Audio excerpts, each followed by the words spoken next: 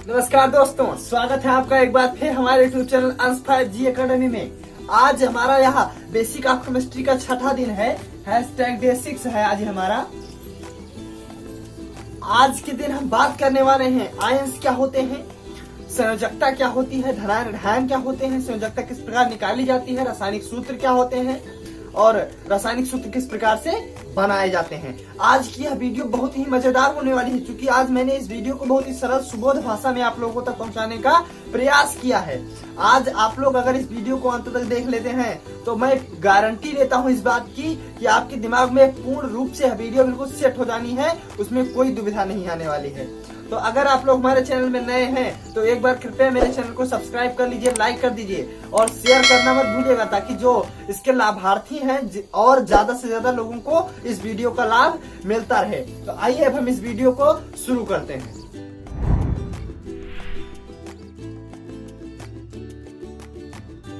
तो आज के दिन का हमारा जो सबसे पहला टॉपिक है मित्रों, वह है आयन। क्या है? आयन। हम सबसे पहले बात कर लेते हैं आयन आखिर होते क्या हैं। जैसा कि हम जानते हैं कि संसार में जितने भी परमाणु हैं, जितने भी तत्व हैं, उन सभी तत्वों में इलेक्ट्रॉन की संख्या तथा प्रोटॉन की संख्या हमेशा बराबर होती है। मींस इलेक्ट्रॉन और प्रोटॉन बराबर किसी परमाणु में, किसी तत्व में उपस्थित रहते हैं। अब जब किसी पदार्थ या किसी तत्व के बाह्य कोश से, बाह्य कोश क्या होता है, आंतरिक कोश क्या होता है, ये सारी बातें मैंने अपनी पिछली वीडियो में कर रखी है, जिसमें मैंने Day 5 में सारी बातें कर रखी हैं। अब देखिए, आयन जब किसी तत्व के बाह्य कोश में से इलेक्ट्रॉन निकल जाते हैं या बाहर से इलेक्ट्रॉन उसमें आ जाते हैं, कुल मिलाकर एक बात कहना कि जब किसी तत्व के इलेक्ट्रॉनों की संख्या और प्रोटॉनों की संख्या में अंतर आ जाता है, मींस इलेक्ट्रॉन की संख्या और प्रोटॉन की संख्या बराबर न रहकर अलग अलग हो जाती है। मींस अगर इलेक्ट्रॉनों की संख्या 5 है तो अगर प्रोटॉनों की संख्या 5 है तो इलेक्ट्रॉनों की संख्या 4 या 6 हो या 3 या 8 हो, मतलब कुल मिला के बराबर ना रहे, तो ऐसे तत्व, ऐसे पदार्थों को हम आयन कहते हैं। क्या कहते हैं? आयन कहते हैं। यह कब होता है? जब कोई तत्व इलेक्ट्रॉन का त्याग करता है या इलेक्ट्रॉन को ग्रहण करता है। आयन दो प्रकार के होते हैं। पहला होता है धनायन, और दूसरा जो होता है वह होता है ऋणायन। ये दो प्रकार के टोटल आयन होते हैं। हम समझते हैं धनायन कब बनते हैं, ऋणायन कब बनते हैं। जब कोई तत्व, चूंकि हम एक बात बहुत विधिवत जानते हैं कि प्रोटॉनों पर पॉजिटिव चार्ज होता है और इलेक्ट्रॉनों पर नेगेटिव चार्ज होता है, हम भली भांति जानते हैं। तो जब कोई तत्व नेगेटिव चार्ज यानी कि इलेक्ट्रॉन का त्याग कर देगा, उसमें से जब इलेक्ट्रॉन निकल जाएंगे, भाई इलेक्ट्रॉन चले गए तो नेगेटिव चार्ज उसमें से कम हो गया। और किसी भी तत्व जब उसमें प्रोटॉन और इलेक्ट्रॉन की संख्या बराबर रहती है तो वह विद्युत का उदासीन होता है, मींस वह उदासीन अवस्था में रहता है। अब जब उसमें से इलेक्ट्रॉन निकल गए तो इसका मतलब ऋणावेश निकल गया। क्या निकल गया? ऋणावेश निकल गया। और जब ऋणावेश निकल गया तो प्रोटॉन की संख्या ज्यादा हो गई, प्रोटॉन की संख्या ज्यादा हो गई तो पॉजिटिव चार्ज ज्यादा हो गया, पॉजिटिव चार्ज ज्यादा हो गया तो वह बन गया धनायन। कैसे? फिर एक बार समझते हैं। सपोज कीजिए कि हमारा एक हाइड्रोजन है, हाइड्रोजन ने क्या किया, एक इलेक्ट्रॉन का त्याग कर दिया। इलेक्ट्रॉन जब त्याग कर दिया, माइनस कर दिया, तो इस पर चार्ज आ जाएगा पॉजिटिव चार्ज। फिर एक बार समझते हैं कि जब इलेक्ट्रॉन निकल गया मतलब ऋणावेश निकल गया, और ऋणावेश जब निकल गया तब प्रोटॉन यानी कि पॉजिटिव चार्ज की संख्या अधिक हो गई, और जब धनायन अधिक होंगे तो उस पर चार्ज कौन सा आना है? धनायन आना है। तो ये हो जाते हैं धनायन। मतलब धनायन की परिभाषा अगर हम लोग चाहें तो जब कोई तत्व इलेक्ट्रॉन का त्याग कर देता है तो वह धनायन कहलाता है, वह धनायन बन जाता है। एक प्रकार से और धनावेश मूलों की संख्या को धनायन कहते हैं, यानी कि धनावेश मूलों की संख्या को हम क्या कहते हैं? धनायन कहते हैं। अब बात कर लेते हैं ऋणायन की। जब कोई तत्व या पदार्थ बाहर से इलेक्ट्रॉन को ग्रहण कर लेता है, अब बाहर से इलेक्ट्रॉन आ गए, तुरंत इलेक्ट्रॉन की संख्या ज्यादा हो गई, इलेक्ट्रॉन की संख्या ज्यादा हो गई तो ऋणावेश ज्यादा हो गया, ऋणावेश ज्यादा हो गया तो तुरंत वह ऋणायन बन गया। फिर समझते हैं, मान लीजिए क्लोरीन हमारा है, क्लोरीन, अब क्लोरीन ने क्या किया, इलेक्ट्रॉन को ग्रहण कर लिया, प्लस चार्ज मतलब ग्रहण कर लिया, तो तुरंत इस पर Cl- का चार्ज लगने वाला है, तुरंत यह ऋणायन बन जाएगा, तुरंत ऋणायन बन जाएगा। भाई इलेक्ट्रॉन ग्रहण किया तो ऋणायन बनना ही बनना है। तो आई होप आप सभी आयन, धनायन तथा ऋणायन समझ चुके होंगे कि ये होते क्या हैं, धनायन क्या होते हैं, ऋणायन क्या होते हैं तथा आयन क्या होते हैं। जब कोई तत्व इलेक्ट्रॉन का त्याग कर देता है जिस पर पॉजिटिव चार्ज होता है, पॉजिटिव चार्ज आ जाता है, वह धनायन कहलाता है। जब कोई तत्व इलेक्ट्रॉन ग्रहण कर लेता है उस पर नेगेटिव चार्ज आ जाता है और वह ऋणायन कहलाता है। तो अब हम बात करने वाले हैं संयोजकता के बारे में, बैलेंसी क्या होती है। जैसा कि मैंने अपनी पिछली वीडियो यानी कि डे 5 में मैंने समझाया है आप लोगों को इलेक्ट्रॉनिक कॉन्फ़िगरेशन निकालना, इलेक्ट्रॉनिक विन्यास निकालना, मैंने अपनी पिछली वीडियो में समझाया है। अगर आप लोगों ने अभी तक वह वीडियो नहीं देखी है तो मैंने डिस्क्रिप्शन में उसकी लिंक दिया है, उस लिंक से आप लोग वह वीडियो देख लीजिए, तभी आपको संयोजकता जो है, बैलेंसी जो है वो अच्छे से समझ में आने वाली है। तो सबसे पहले हम बात करते हैं बैलेंसी आखिर होती क्या है। देखिए, किसी तत्व में उपस्थित उसके बाह्य कोश के इलेक्ट्रॉनों की संख्या को उस तत्व की संयोजकता कहते हैं। समझ गए ना? किसी भी तत्व में उपस्थित उसके बाह्य कोश के इलेक्ट्रॉनों की संख्या को हम उस तत्व की संयोजकता कहते हैं। यह बात आप लोग समझ चुके होंगे। बाह्य कोश के इलेक्ट्रॉन क्या होते हैं, मैंने अपनी पिछली वीडियो में बना रखा है इस बारे में कि बाह्य कोश के इलेक्ट्रॉन क्या होते हैं, किस प्रकार से वो कितने होते हैं, क्या क्या मतलब वो सारी जानकारी मैंने अपनी पिछली वीडियो में दे रखी है। तो संयोजकता किस प्रकार से निकालते हैं ये हम बात कर लेते हैं। नाइट्रोजन की हम बात कर लेते हैं। नाइट्रोजन जो हमारा होता है, नाइट्रोजन का हमारा इलेक्ट्रॉनिक कॉन्फ़िगरेशन होता है 2,5। कितना होता है? 2,5 होता है इलेक्ट्रॉनिक विन्यास का।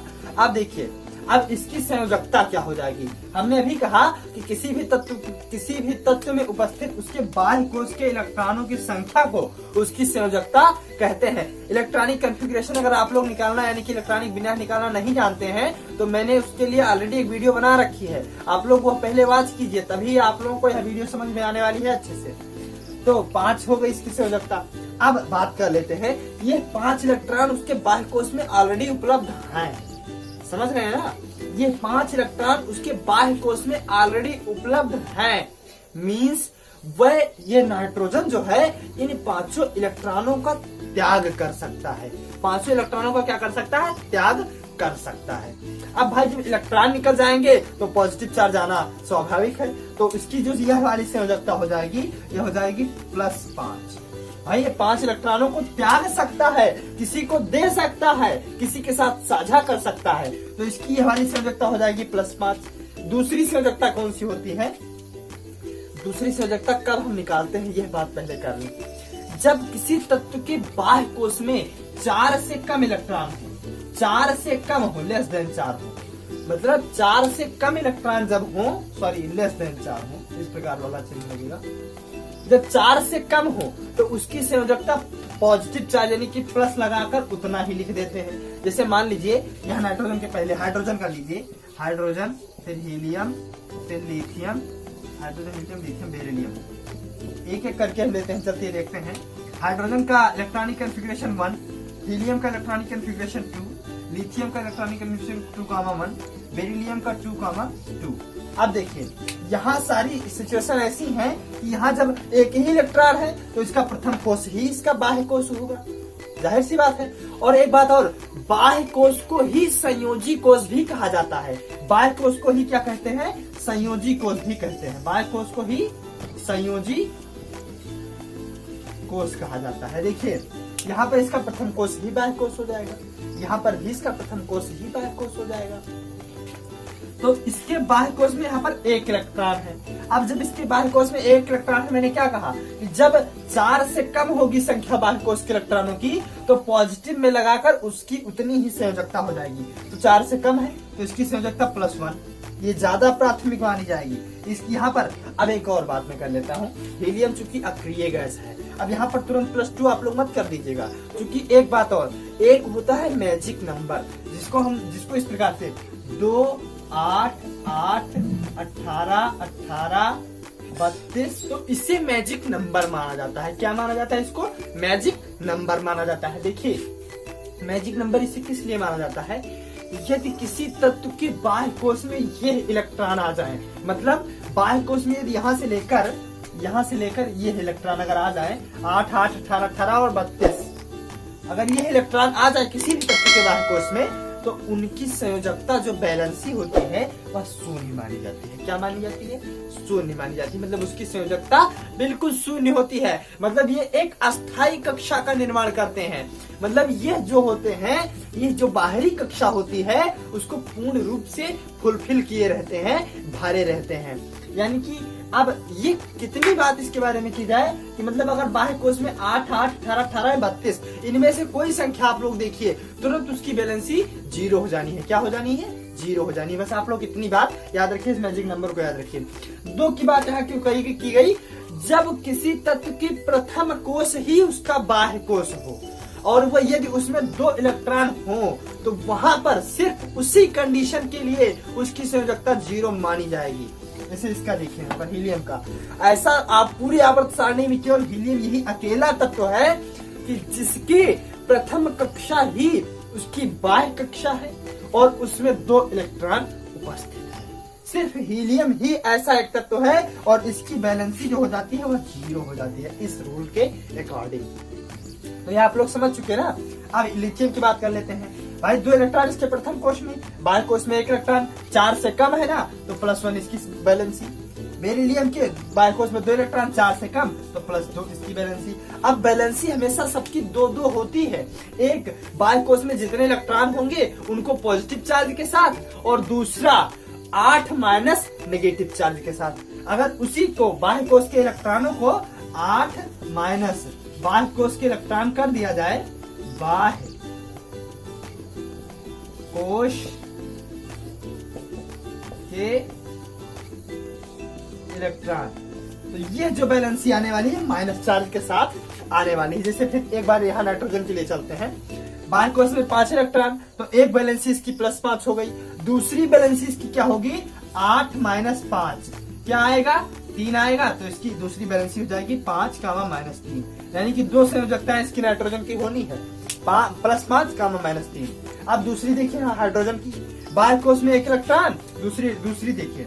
अब यह जब प्रथम कक्षा हम पहले ही बता चुके हैं कि जब प्रथम कक्षा ही बाह्य कक्षा हो तो उसमें 2 इलेक्ट्रॉन ही एक अस्थायी व्यवस्था मानी जाती है। प्रत्येक इलेक्ट्रॉन क्या होते हैं? वह अस्थायी व्यवस्था को, प्रत्येक तत्व अस्थायी व्यवस्था को प्राप्त करना चाहता है। भाई संसार का प्रत्येक आदमी सशक्त बनना चाहता है, मजबूत बनना चाहता है। मजबूत बनने के लिए उसको अपनी बाहरी कक्षाओं को पूर्ण रूप से ढके रहना चाहिए। मतलब अगर आप अपने घर को मजबूती से बनाना चाहते हैं, मजबूत बनाना चाहते हैं तो आप लोग उसकी 4 दीवारी जो होगी उससे अवश्य मजबूत बनाएंगे। मतलब आप अपने आप को चारों तरफ से सेफ करना चाहेंगे। उसी प्रकार प्रत्येक तत्व जो होता है वह एक अस्थायी व्यवस्था प्राप्त करना चाहता है। क्या करना चाहता है? एक अस्थायी व्यवस्था प्राप्त करना चाहता है। देखिए यहाँ पर हमारा जो हाइड्रोजन है वह भी अस्थायी व्यवस्था प्राप्त करना चाहेगा। अस्थायी व्यवस्था चूंकि इसका प्रथम कोश ही इसका बाह्य कोश है, इसलिए प्रथम कोश ही जब बाह्य कोश हो तो उसके लिए 2 इलेक्ट्रॉन ही एक अस्थायी व्यवस्था मानी जाती है। तो यह 2 इलेक्ट्रॉनों को प्राप्त करना चाहेगा। तो यहाँ पर सिर्फ एक ऐसा एक्सेप्शन मान सकते हैं, इन दोनों को अपवाद मान ले, हम अपवाद कह सकते हैं। तो यहाँ पर इसको 2 -1 किया जाएगा। माइनस के साथ यहाँ हाइड्रोजन के लिए सिर्फ माइनस के साथ 2 -1 किया जाएगा। इसकी संयोजकता -1 आ जाएगी। यानी कि एक संयोजकता इसकी +1, एक -1 मानी जाती है। इसीलिए +1 और -1 2 संयोजकता होने के कारण और बहुत से कारण है इसके हाइड्रोजन के, मतलब और 3-4 कारण है जिसको हम डिफाइन करते रहेंगे जब हमारे सामने पड़ता रहेगा। इसीलिए हाइड्रोजन का जो स्थान है वो मतलब FCl यानी कि फ्लोरीन, क्लोरीन, ब्रोमीन इत्यादि के साथ भी हाइड्रोजन लिखा जाता है तथा इधर lithium, hydrogen, helium, hydrogen, lithium, beryllium इत्यादि के साथ भी हाइड्रोजन लिखा जाता है। मतलब आवर्त सारणी में हाइड्रोजन का निश्चित कोई प्लेस, निश्चित स्थान नहीं है। यही कारण है इसका। तो यह बात आप लोग समझ चुके होंगे। अब अगली देखिए, यहाँ पर +1 एक तो हो गया इसका +1 मतलब एक संयोजकता। दूसरी 8 माइनस 1 तो माइनस के साथ -7 आ जाएगी। तो यहाँ पर एक संयोजकता +1, दूसरी -7। यहाँ पर एक संयोजकता +2, दूसरी आप लोग अब समझ चुके होंगे। अब इतना तो मैच्योर हो ही गए कि दूसरी, अब 2 संयोजकताएं हैं यहाँ पर। इसको हम प्राथमिकता किसको दें? भाई जब 2 संयोजकताएं आ जाए हमारे सामने तो हम प्राथमिकता किसको देंगे? यहाँ पर भी 2 संयोजकता है, +5 -3, यहाँ पर भी +1 -1, यहाँ पर +1 -7, +2 -6। प्राथमिकता किसको दें?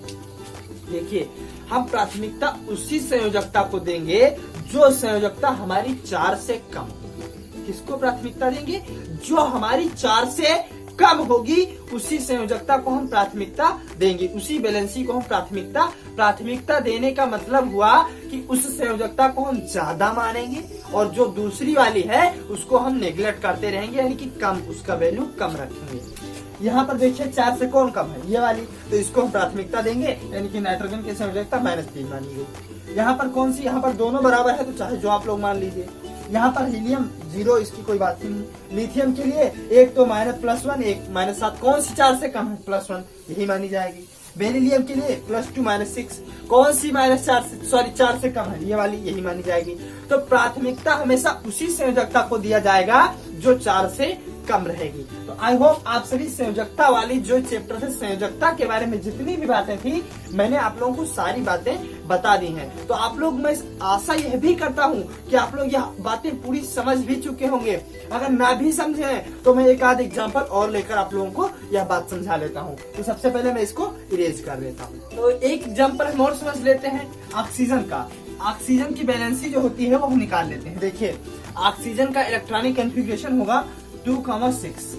8 नंबर इसका परमाणु क्रमांक होता है। बाह्य कोश में इसके 6 इलेक्ट्रॉन हो जाएंगे।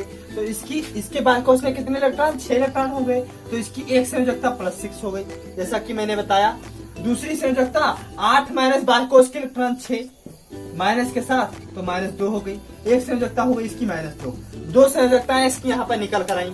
कौन सी संयोजकता को हम प्राथमिकता देंगे? जो 4 से कम होगी। 4 से कम कौन है? -2 वाली। तो ऑक्सीजन की संयोजकता कितनी हो गई? -2 हो गई। यही भाई प्राथमिकता इसी को देंगे। अब हम एक और बात कर लेते हैं, इसके लिए क्लोरीन की बात कर लीजिए। चलिए Cl की बात करते हैं।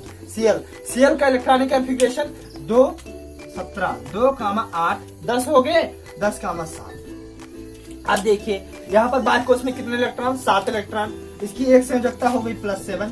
दूसरी 8 माइनस बाह्य कोश के इलेक्ट्रॉन 7 माइनस चिन्ह के साथ इक्वल टू -1 आ गई। तो 7 का -1, 2 इसकी भी बैलेंस आ गई। एक +7, एक -1। इसको प्राथमिकता देंगे जो 4 से कम होगी। तो क्लोरीन की संयोजकता -1। तो अब बिल्कुल यह बात मैं आशा के साथ कह सकता हूँ, बिल्कुल क्लियर कर सकता हूँ कि आप लोग यह बातें जो है सारी समझ चुके होंगे। अब इसमें बिल्कुल कोई डाउट बचा ही नहीं होगा। फिर भी अगर आप लोगों को कोई डाउट है तो आप लोग मुझे कमेंट सेक्शन में या डिस्क्रिप्शन में मेरा व्हाट्सएप नंबर है, उस पर आप लोग जाके मुझसे वो डाउट क्लियर कर सकते हैं। तो अब हम बात कर लेते हैं रासायनिक सूत्र के बारे में। तो इसको इरेज कर, रासायनिक सूत्र क्या होते हैं, कैसे बनते हैं, वगैरह वगैरह सारी बातें हम उसके बारे में कर लेते हैं। चलिए, तो अब हम बात कर लेते हैं रासायनिक सूत्र, केमिकल फार्मूला के बारे में कि केमिकल फार्मूला की होता क्या है। देखिए, किसी भी तत्व, किसी भी पदार्थ का रासायनिक सूत्र क्या होता है, इसके बारे में सबसे पहले रासायनिक सूत्र की परिभाषा क्या होती है, इसके बारे में बात कर लेते हैं। किसी भी रासायनिक सूत्र किसी भी पदार्थ के प्रतीकों का ऐसा समूह या संगठन होता है जो उसके रासायनिक संगठनों को व्यक्त करता है। जैसे हम लोग जल का फार्मूला, यानी कि पानी जो होता है उसका फार्मूला अच्छे तरीके से जानते हैं, H2O मीन्स यहाँ पर H2O से हम समझते हैं एग्जाम्पल लेकर। सारी बातें यहाँ पर रासायनिक फार्मूला के बारे में क्लियर हो जाएंगी। देखिए, H2H इसमें क्या है? हाइड्रोजन है। O क्या है? ऑक्सीजन है। तो हाइड्रोजन ये है नहीं, ये H हाइड्रोजन का प्रतीक है और O ऑक्सीजन का प्रतीक है। जैसा कि मैंने अपनी आवर्त सारणी जिस दिन मैंने पढ़ाया था उस दिन बताया था कि ये सारे प्रतीक होते हैं। क्या होते हैं? प्रतीक होते हैं। तो प्रतीकों का ऐसा समूह जो किसी पदार्थ, तत्व अथवा यौगिक, पदार्थ तत्व भी हो सकते हैं, यौगिक भी हो सकते हैं। तो प्रतीकों का समूह, यहाँ पर 2 प्रतीक को इकट्ठा नहीं दिया गया है भाई। समूह किसे कहा जाता है? जहाँ पर 2-4 लोग इकट्ठे बैठे रहे उसको समूह कहेंगे। तो वही यहाँ 2-4 प्रतीक इकट्ठे हैं तो यहाँ इसको समूह कहा जाएगा। तो प्रतीकों का ऐसा समूह जो किसी पदार्थ के रासायनिक संगठन को व्यक्त करता है। रासायनिक संगठन मीन्स वह रसायन भाषा में रसायन में किस किस रसायनों से मिलकर बना है, तो वह रासायनिक संगठनों को व्यक्त करे, वही हमारा सूत्र कहलाता है। एक बार फिर हम समझते हैं सूत्र की परिभाषा को। प्रतीकों का वह समूह जो किसी भी पदार्थ के रासायनिक संगठन को व्यक्त करता है उसे हम वो रासायनिक सूत्र कहते हैं। रासायनिक सूत्र 3 प्रकार के होते हैं, एक अणु सूत्र, दूसरा संरचना सूत्र, तीसरा मूलानुपाती सूत्र। अणु सूत्र, संरचना सूत्र तथा मूलानुपाती सूत्र के बारे में हम आगे की वीडियो में बात करेंगे कि ये मतलब क्या होते हैं, कैसे कैसे मतलब सारी बातें क्या होती हैं। तो अब हम बात करना चाहें तो उसी को संरचना मतलब उसका स्ट्रक्चर बना दिया जाए, वही संरचना सूत्र, मतलब हम इसको आगे की वीडियो में अच्छे से डिफाइन करने वाले हैं। आज इस वीडियो में इसलिए नहीं डिफाइन करने हैं क्योंकि हमें सूत्र किस प्रकार बनते हैं यह बात भी पढ़ानी है। अगर उसको बताने में बैठ गए तो काफी वीडियो लंबी हो जाएगी और आप लोग भी बोर होने लगेंगे। तो मैं नहीं चाहता हूँ कि आप लोग किसी प्रकार से मेरी वीडियो देखते वक्त बोर हो, इसलिए मैं इसको आगे की वीडियो में डिफाइन कर दूंगा। तो आप समझते हैं रासायनिक सूत्र क्या होते हैं, हम समझ गए। रासायनिक सूत्र कैसे बनाए जाते हैं ये हम समझ लेते हैं। देखिए, रासायनिक सूत्र बनाने के लिए हमें 2 चीजों की आवश्यकता होती है, एक धनायन, दूसरा ऋणायन। धनायन ऋणायन हम इसी वीडियो में अभी पीछे समझ चुके हैं। तो धनायन एक होता है, तो धनायन को हम अपनी बाईं ओर लिखते हैं। मान लीजिए A कोई पॉजिटिव है, A+, इसको धनायन को हम अपनी इस तरफ लिखेंगे, और B कोई ऋणायन है तो B को हम उस तरफ लिखेंगे दाईं ओर, इस प्रकार दाईं ओर लिखेंगे। अब इसको इस प्रकार लिख लिए, उसके बाद इनकी जो बैलेंसी है, जो संयोजकताएं हैं, मतलब A की जो संयोजकता है उसको उसकी संयोजकता को उसके नीचे, और B की जो संयोजकता है उसकी संयोजकता को उसके नीचे लिखा जाता है। देखिए, A की मान लीजिए संयोजकता है 1 और B की संयोजकता मान लीजिए 2 है। इस प्रकार से A की संयोजकता 1 है और B की संयोजकता 2 है। देखिए फिर तो फार्मूला किस प्रकार से बनाया जाएगा, इसको इसके साथ लिख लिया जाएगा और इसको इसके साथ लिख लिया जाएगा, यानी कि हमारा जो रासायनिक सूत्र बनके तैयार होगा A2B1 ये बनके तैयार होगा। समझ चुके हैं ना आप लोग। A के साथ 2 चला जाएगा, B के साथ 1 चला जाएगा। अभी मैंने कहा, अब यहाँ पर भाई हमने कहा कि संयोजकता हमने भी माइनस और प्लस करके लिखा। संयोजकता धनात्मक ऋणात्मक नहीं होती है, वह सारी चीजें उसकी आक्सीकरण संख्याएं होती हैं। मीन्स जो माइनस उतना -5 +3 वगैरह वह सारी उसकी आक्सीकरण संख्याएं होती हैं। संयोजकता कभी धनात्मक व ऋणात्मक नहीं होती है। यह आप लोग जब आगे चले जाएंगे, अपने आगे जितना बढ़ते चले जाएंगे, ये सारी बातें आप समझते चले जाएंगे। तो अभी हम एक समझाने के बेसिक पर वहां पर उसको उस प्रकार से लेकर चलते थे। संयोजकता में पॉजिटिव और नेगेटिव चार्ज नहीं लगता है, तो ये आप लोग समझ चुके ना। आप देखिए, हमने अभी निकलवाया हाइड्रोजन। हाइड्रोजन की संयोजकता क्या होती है, +1, इसी को प्राथमिकता दी जाती है, +1। और क्लोरीन की संयोजकता क्या होती है, -1। तो हम जानते हैं कि रासायनिक सूत्र लिखने के लिए एक पॉजिटिव एक नेगेटिव की आवश्यकता होती है, एक धनावेश एक ऋणावेश की आवश्यकता होती है।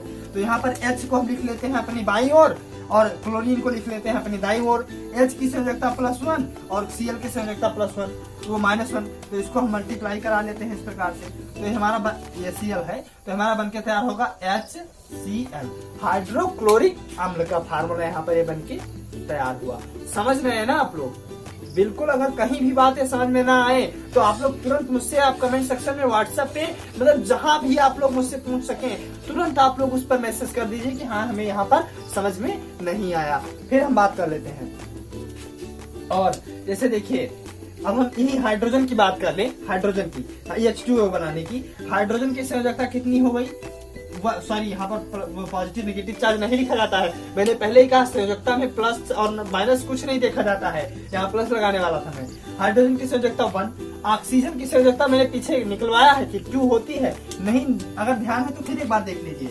ऑक्सीजन 2,6 इलेक्ट्रॉनिक कॉन्फ़िगरेशन, 6 बाह्य कोश का इलेक्ट्रॉन, तो एक इसकी ऑक्सीकरण संख्या हो जाएगी +6 और दूसरी ऑक्सीकरण संख्या हो जाएगी 8 - 6 माइनस के साथ, तो ये -2 आ गई। तो इसकी जो मेन प्राथमिकता किसको दी जाएगी, जो 4 से कम होगा, तो 4 से कम 2 वाली है। तो ऑक्सीजन के लिए O के लिए 2 हो गया।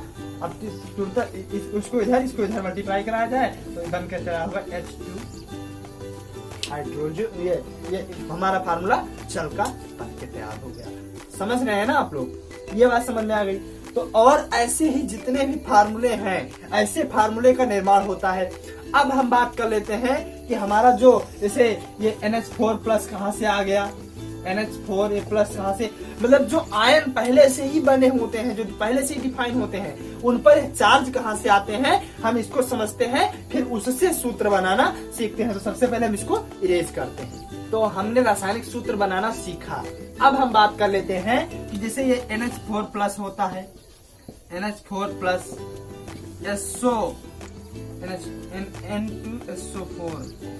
SO4 पर कोई माइनस माइनस चार्ज अभी कितना होता है, कैसे क्या, ये हम अभी से ही निकालना है।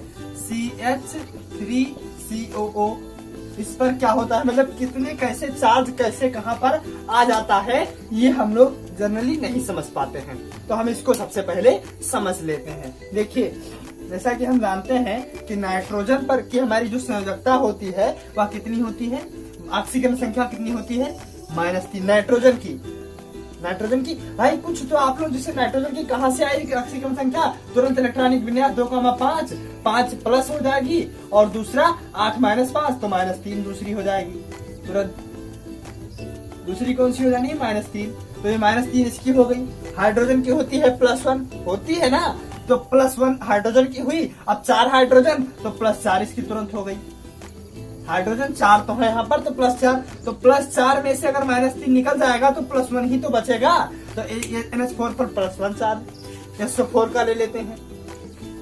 SO4 का देखिए, अब देखिए SO4 की SO3 2 3 6 -2 3 6 और सब अभी देख लेते हैं 4 दूनी 8 माइनस चार्ज कहाँ से आता है इस पर।